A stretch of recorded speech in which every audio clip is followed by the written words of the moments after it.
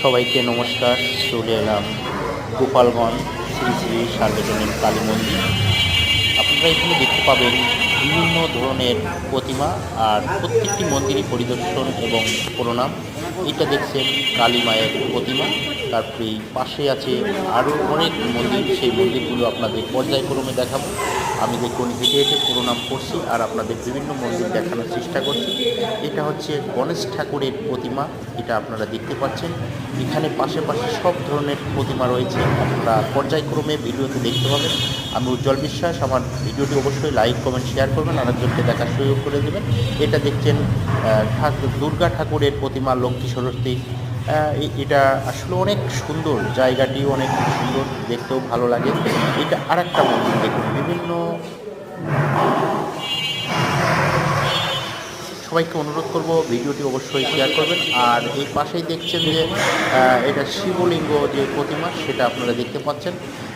পাশে রয়েছে মা কালী প্রতিমা, একটা রয়েছে সরস্বতী মন্দির।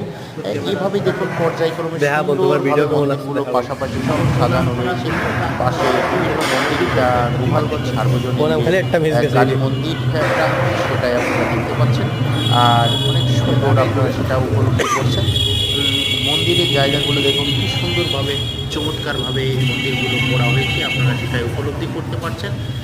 দেখুন পর্যায়ক্রমে এভাবে মন্দিরগুলো রয়েছে, সেটাই আমি প্রত্যেকটি মন্দিরে প্রণাম করছি, সেগুলোই আপনাদের দেখানোর চেষ্টা করছি। আর এই আশেপাশে যে জায়গাগুলো রয়েছে অতি সুন্দর, এবং এখানে নামযজ্ঞ অনুষ্ঠিত হয়, আপনারা দেখতেই পাচ্ছেন যে গেটটি আপনারা উপলব্ধি করলেন। আর এটা দেখুন রাধাকৃষ্ণের যে মূর্তি রয়েছে, সেটাই আপনারা দেখতে পাচ্ছেন। মন্দিরগুলো সুন্দরভাবে আসলে ভিডিওর মাধ্যমে আপনারা দেখতে পাচ্ছেন ঘরে বসে। আর ভিডিওটি ভালো লাগলে অবশ্যই লাইক কমেন্ট শেয়ার করবেন। জায়গাটি অতি সুন্দর। আর পাশে রয়েছেন বাংলাদেশ জাতীয় হিন্দু মহাজোটের যে ক্লাব, সেই ক্লাব পাশে রয়েছে। আসলে ওখানে গিয়ে আমরা একটু সবার সাথে তারপরেই আমরা আমাদের গন্তব্যস্থানে চলে। আর মন্দিরটির জায়গাটা দেখুন সুন্দরভাবে টাইলস দিয়ে তৈরি করা হয়েছে। এটা নামযজ্ঞের একটি প্যান্ডেল, আপনারা দেখতেই পাচ্ছেন যে গেট নামযজ্ঞ যে মঞ্চ, সেই মঞ্চটা অতি সুন্দরভাবে এটা সাজানো হয়েছে। তো সবাই ভালো থাকবেন, সুস্থ থাকবেন। আবার